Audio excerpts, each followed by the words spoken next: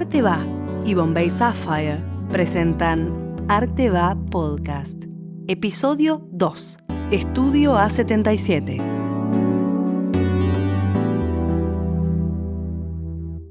¿Podrían contar un poquito cuál fue el origen de A77? Se remonta hace varios años. ¿Querés hablar, Gus, vos? Sí, la formación de estar así trabajando con Lucas, con el nombre de A77, empieza en el 2006, finales del 2005. Empezamos trabajando en continuidad de otro grupo al cual pertenecíamos, que éramos más integrantes, que se llamaba M777. Y en ese entonces lo que empezamos a trabajar fue en entender de qué manera podíamos construir una profesión sin tener que depender de las fórmulas tradicionales de la tradición de la arquitectura. Entonces empezamos pensando en construir a partir de la cuestión de la necesidad inmediata que teníamos, y empezamos a construir nosotros, empezamos a construir con lo que teníamos al alcance de la mano y nos empezamos a rodear de materiales que eran materiales básicamente de descarte industrial. Ese fue un poco con el inicio del trabajo, ¿no? Era como investigar de qué manera podíamos desarrollar arquitecturas con esos descartes, cómo podíamos construirla modularmente de una forma práctica, y habíamos inventado como una especie de catálogo que se llamaba Plug and Leave System, o sea, enchufe y viva. Y en ese sistema empezamos a pensar de qué manera había arquitecturas que eran como muy cercanas o habitables con muy bajo presupuesto, que podían ser incorporadas a la vida cotidiana. Y así fue como empezamos. Sí, la utilización de chatarra, eso siempre nos entusiasmó mucho desde el inicio. Utilizar piezas viejas de descarte. Incluso soñábamos con tener una especie de mercado de objetos, y de ahí con esos objetos se iban enchufando, ensamblando, y se hacían distintos artefactos o dispositivos para incorporar a una casa o para llevar al campo, o digamos que eran cosas como sencillas para hacer rápido, ¿no? Esa era un poco la idea. ¿Por qué A77? Es un nombre de fantasía, no tiene mucha explicación. Teníamos un nombre que era anterior, el grupo anterior tenía un nombre de unos números y una letra, y pensamos en seguir en esa sintonía, pero era como una variación, ¿viste? Como las variaciones musicales que tienen una mínima corrección, y bueno, era una mínima variación sobre una nueva conformación de grupo, pero no tenía mucho más que eso. Por ahí no teníamos una pretensión de llamarnos de una forma convencional de un estudio de arquitectura que habitualmente utiliza los apellidos, y que luego, bueno, con el correr del tiempo esta fórmula de poner un nombre más de fantasía se volvió más habitual, pero en aquel entonces era como una posibilidad que no estaba muy explorada, llamarse de otra forma que con los apellidos. ¿Qué hay del proyecto Venus en el origen de A77? Hay bastante. Veo que estuviste estudiando algo, indagando. Está muy bien. Con Venus, con el proyecto Venus, tuvimos contacto cuando estábamos en el colectivo anterior, que se llamaba M777. Y bueno, nos acercamos a ese proyecto por diferentes afinidades, y terminamos colaborando, por ejemplo, en la construcción en el equipamiento de la sede del proyecto Venus, que era un edificio ahí por la calle Salta, y también ahí empezamos a hacer construcciones de manera colectiva con todos los integrantes del proyecto, ¿no? Hicimos la barra del bar, hicimos unos asientos comunes y distintas cosas, y fue todo así como muy, muy colectivo el trabajo. Eso repercutió bastante en nuestra formación futura, esa forma de trabajar y de tener ese contacto con los materiales. Pero ¿qué, digamos, métodos del arte que proponía el proyecto Venus en una época muy particular de nuestro país, digamos, después quedaron en vuestro proyecto? Bueno, básicamente la cuestión de la afinidad de construcción de proyectos colectivos, ¿no? Como la relación de intercambios colectivos, de producir proyectos asociados con diferentes disciplinas. O sea, era como, en realidad nosotros tuvimos como un posgrado ahí, porque en alguna medida en alguna medida, esto que hablaba antes de la tradición de ciertas cuestiones de la arquitectura, en el campo del arte, y en ese proyecto en particular, disolvieron fórmulas que estaban como muy, muy desgastadas, y empezaron a trabajar en ciertas, lo que llamaban tecnologías de la amistad, ¿no? Que eran como formas nuevas de intercambio. Y en esas formas de intercambio empieza a haber como cierta imaginación colectiva respecto de algún destino político de las asociaciones, o sea, como derivadas también del 2001 en algún punto, derivadas un poco de la situación asamblearia de ese entonces, de cuestiones que tenían que ver con un estado de ebullición respecto a la disolución de la política tradicional, de una situación también que estaba muy rozada con desarmar la estructura convencional del intercambio, que tenía que ver con moneda, ¿no? O sea, cuando estaba el trueque como una posibilidad de vínculo con el otro, pero que ese trueque en realidad era una excusa afectiva para establecer un vínculo, no era necesariamente un intercambio material, sino que había otra cosa por detrás. Me parece que la palabra chatarra está muy asociada también a ese momento, ¿no? Me parece que además es incluso una palabra que carga con un peso totalmente negativo y de algún modo u otro ustedes logran revertir, ¿no? Revalorizar la etimología de la palabra. Sí, sí, bueno, es como decía Gustavo recién, es el 2001, digamos, estado de crisis, y el estado de crisis es como que es permanente, ¿no? En Argentina. Y el uso de la chatarra para nosotros, digamos, la chatarra, sí, tiene esa palabra rara, chatarra, pero para nosotros es material. Y todos los materiales, si se pueden seguir reutilizando, si se pueden seguir reciclando, digamos, es material que se transforma y sirve para hacer cosas.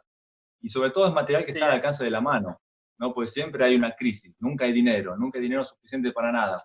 Bueno, hagamos lo que sea, lo que queremos hacer con lo que tenemos a mano. ¿Y qué hay a mano? Bueno, chatarra. ¿Cómo se llevan con la palabra crisis?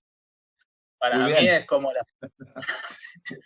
No, en realidad hay algo que terminamos, en algún momento lo escribimos, que era una especie de sospecha de que la crisis era el Estado. O sea, que el estado permanente, el estado de vida, era el estado de la crisis, y que había de vez en cuando algunos espejismos respecto de que eso no era cierto. Porque habitualmente la dialéctica que existe en el rumbo social es la relación entre crisis y cambio, ¿no? O sea, a cada crisis le viene un cambio, y cuando se anuncia que hay algo que tiene que cambiar, es el síntoma de que eso es algo nuevo.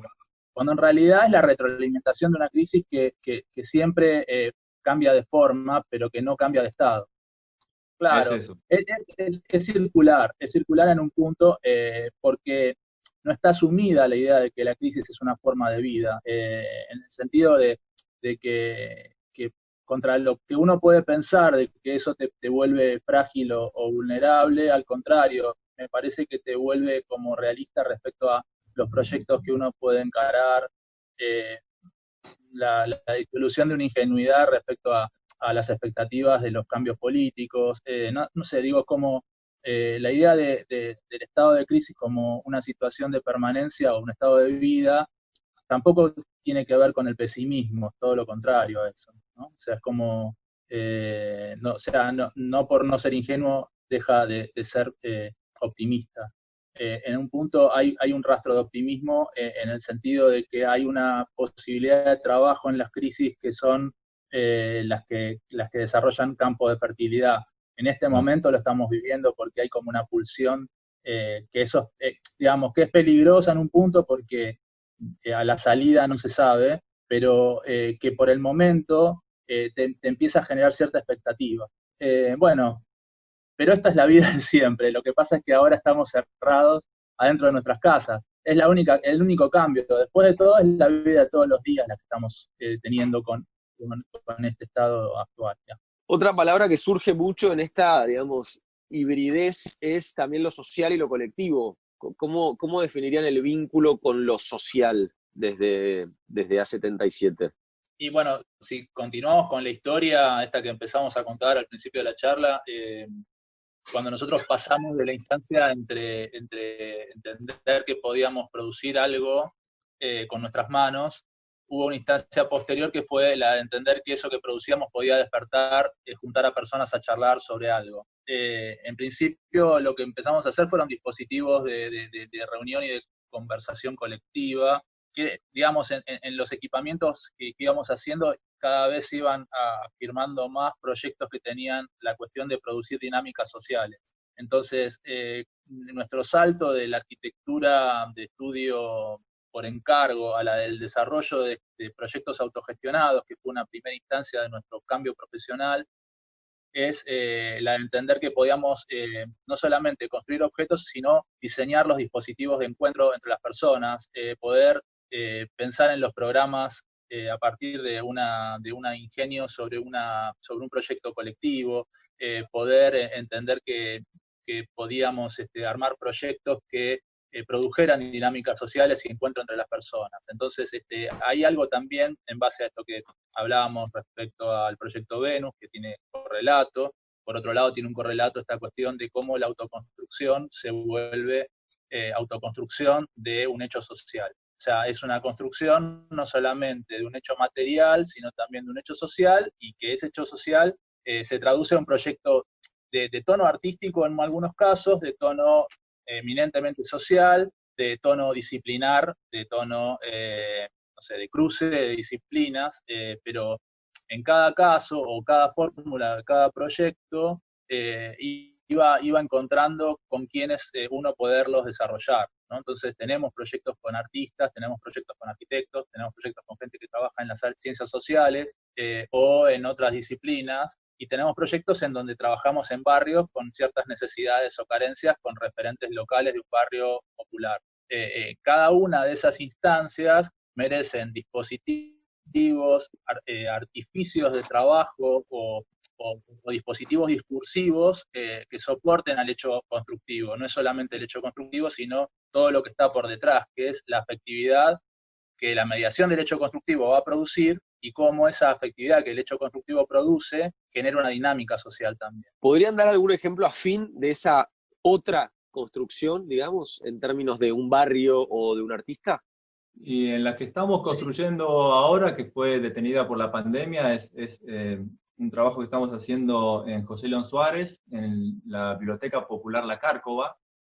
No sé si llegaste a ver algo de eso, pero es lo más reciente que hemos hecho, y que está en proceso, porque, bueno, hicimos toda la estructura, pero lo más interesante es que lo hicimos con la facultad, con estudiantes de arquitectura de la UNSAM, y participando con los referentes del barrio, con los que fundaron esa biblioteca, ¿no? Que es Valdemar Cubilla, y con ellos hicimos un trabajo muy, muy interesante de conexión entre instituciones, personas de distintos territorios, y eso funcionó muy, muy bien. En este momento está construida la estructura nada más, y faltan otras etapas que son las que vendrán después. Sí, está en pleno proceso todo ese trabajo, pero eso es en la que estamos últimamente, ¿no? Que es como nuestra relación con la universidad produce una red de intercambio universitario con varias unidades académicas, y a la vez cómo produce relaciones con un territorio, con referentes locales y demás. Es como una nueva forma de trabajo que hemos empezado a desarrollar desde el año pasado con el hecho de empezar teniendo una cátedra en la UBA, y es un desafío que tenemos por delante porque implica ya no depender solamente de nuestras dos personas, sino formar parte de una red mucho más amplia y un colectivo de trabajo que necesita todo el tiempo dispositivos de consulta y de construcción de acuerdos. Que eso lo pone en una instancia de vuelta sobre lo social muy, muy importante, ¿no? Porque lo que termina ocurriendo como construcción es tal vez la mínima parte de todo el proceso. Claro, y la determinación de esa forma también fue de manera colectiva, porque no es un diseño nuestro, ¿no? Sino que es un diseño que fue saliendo entre todos. Y eso me parece que también es un punto a favor en este nuevo periodo que estamos transitando. ¿Qué les sorprende hoy de la ciudad? Así como grandes movimientos. A mí, por ejemplo, cuando voy cerca de la Villa 31 y veo todas esas construcciones autogestionadas, a mí me resulta sorprendente. Pero ¿qué tipo de sorpresa arquitectónica les depara hoy la ciudad? Te admiro, que te sorprendas, porque nosotros, esta es una Ujú. cosa que también me parece que pasa por estar tan encima nosotros del tema, que nos cuesta, que perdimos la sorpresa, ¿no? Perdimos como, por lo menos yo perdí la sorpresa respecto a la ciudad, ¿no? Porque los fenómenos se están muy preanunciados, ¿no? O sea, por el momento no estoy viendo que haya algo que remueva el status quo ni que desarme alguna situación originaria, ni que se estén replanteando muchas cosas. Entonces, cuando voy por la ciudad, si bien la autoconstrucción siempre es como un dato interesante, comparto con vos lo que decís, por ejemplo, ver en tiempo a esta parte cómo han crecido algunos barrios populares, no termino de tomarlo por sorpresa, no lo tomo por sorpresa, lo veo como algo que es inevitable, ¿no? Como algunas cosas de fenómenos que están ocurriendo son inevitables. Sí, sí, es una expresión de una necesidad, más que otra cosa, pero resuelta de una forma que a veces resulta casi mucho más creativa que la mayoría de lo otro oficial, ¿no? A eso voy, como en contraste, al Sí, final sí, parece... sí. Eso sí, sí, estoy de acuerdo. Hay como una creatividad con la construcción que es increíble. Eso es verdad, ¿viste? Cuando pasás cerca de esas construcciones, o por el Bajo Flores también, digo, en La esas villas 1114. grandes. Claro, sí, sí, hay construcciones que son increíbles, que son muy imaginativas, son muy artesanales, este, pero bueno, es todo un tema para pensar. Por ejemplo, el Instituto de la Vivienda está trabajando mucho con arquitectos jóvenes, metiéndose en las villas, revisando esas construcciones, proponiendo mejoras, pero a nivel puntual, vivienda por vivienda, han estado trabajando bastante en eso. Me parece interesante como esa postura, ¿no? De ir viendo el problema de cada habitante en su vivienda y qué parte es peligrosa, qué hay que demoler, qué parte está bien, hay que mejorar. Digamos, hay esta especie de acupuntura urbana que es sumamente interesante. Después están los planes de siempre, de, bueno, desalojar a una cantidad de gente, meterlos todos en un edificio nuevo. Digo, esos son los problemas históricos. Pero esta mirada más puntual me parece que es como algo interesante para destacar de las últimas Ujú, cosas que han ujú. pasado. Y cuando ustedes piensan, lo pensaba, digamos, justamente por los recursos y por la llegada de ellos en estos barrios, José León Suárez, el caso del que ustedes hablaban, ¿cómo llegar con la información justa para activar en ellos la conciencia de que es posible reciclar este material, convertir esta vieja persiana en una mesa, etcétera?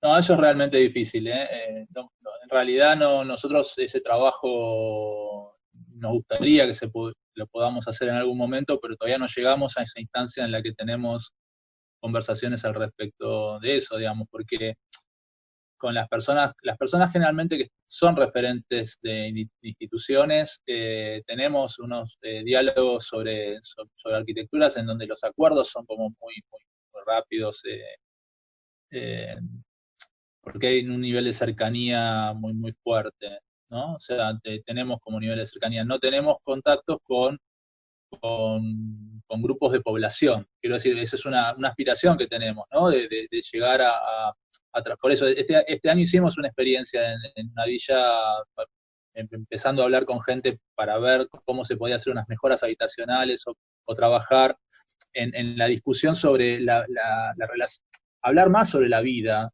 ¿no? De la vida de todos los días, y a partir de la vida de todos los días, cómo el espacio puede mejorar, o sea, empezar a establecer relaciones afectivas sobre las cuales el material empieza a operar de una forma virtuosa para mejorar las vidas o para que las formas de vida mejoren.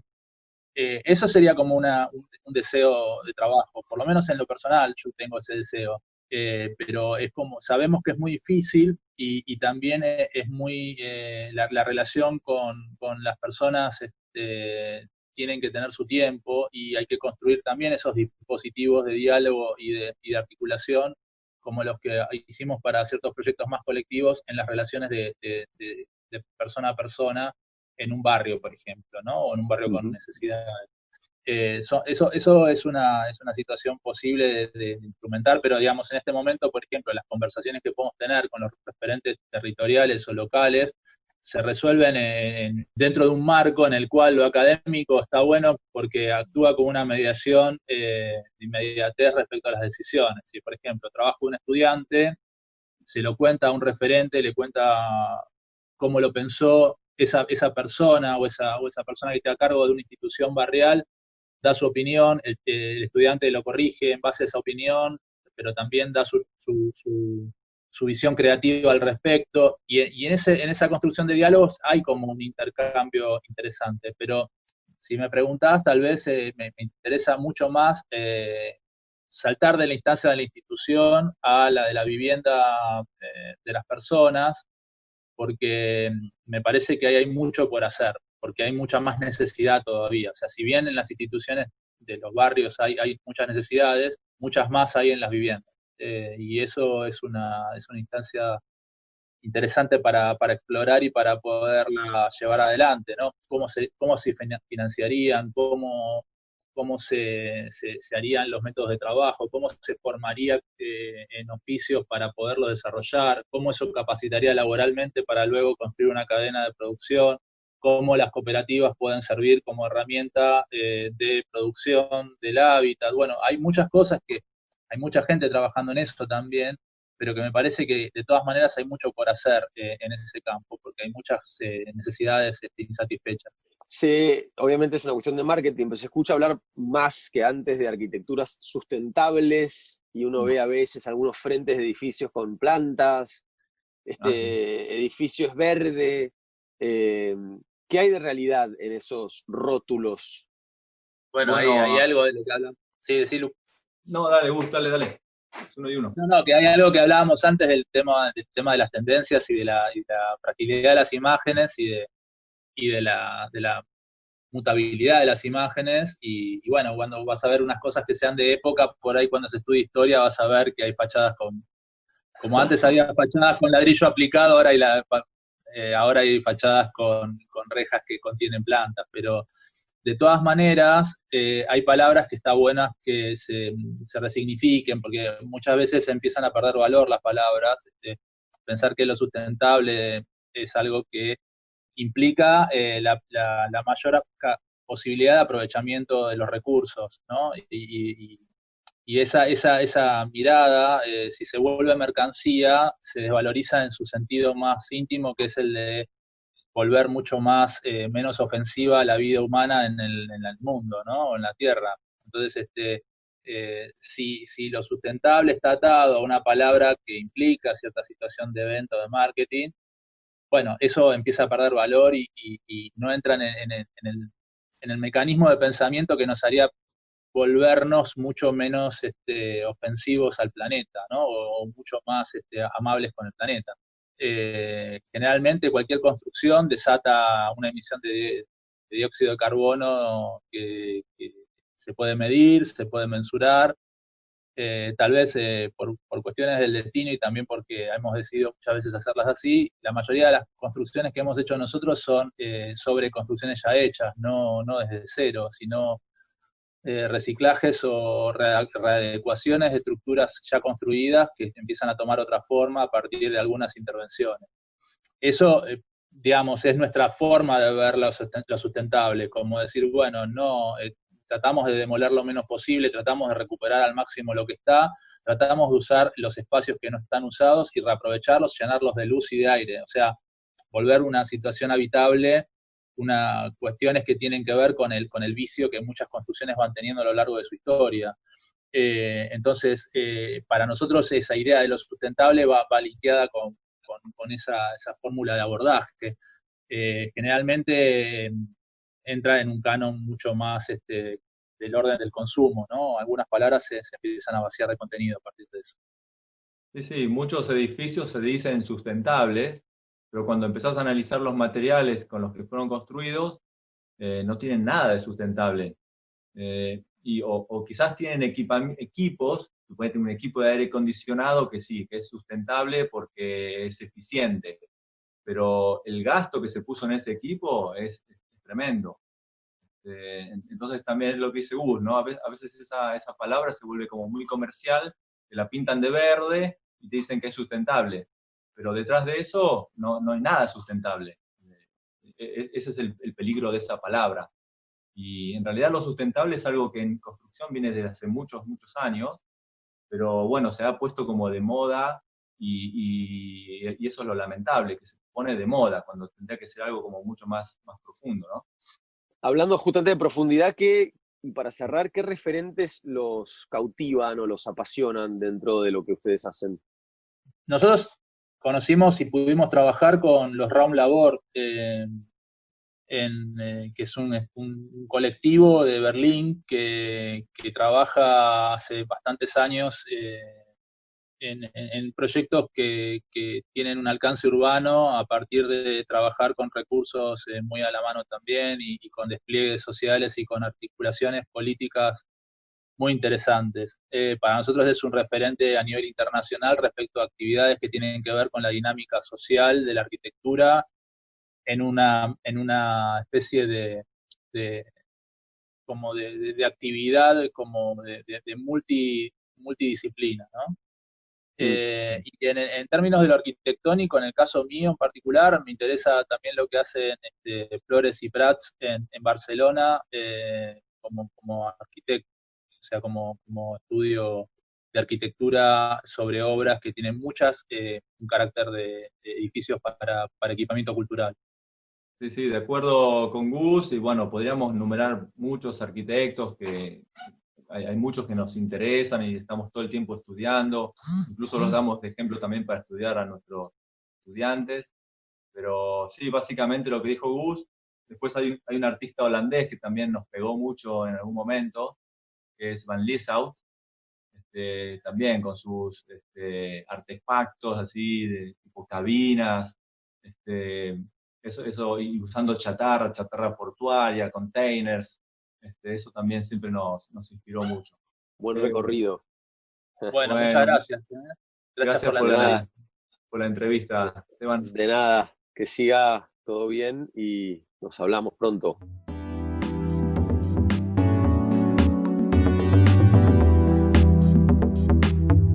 Conoce más sobre Arte Va y Bombay Sapphire en www.arteva.org y www.bombaysapphire.com.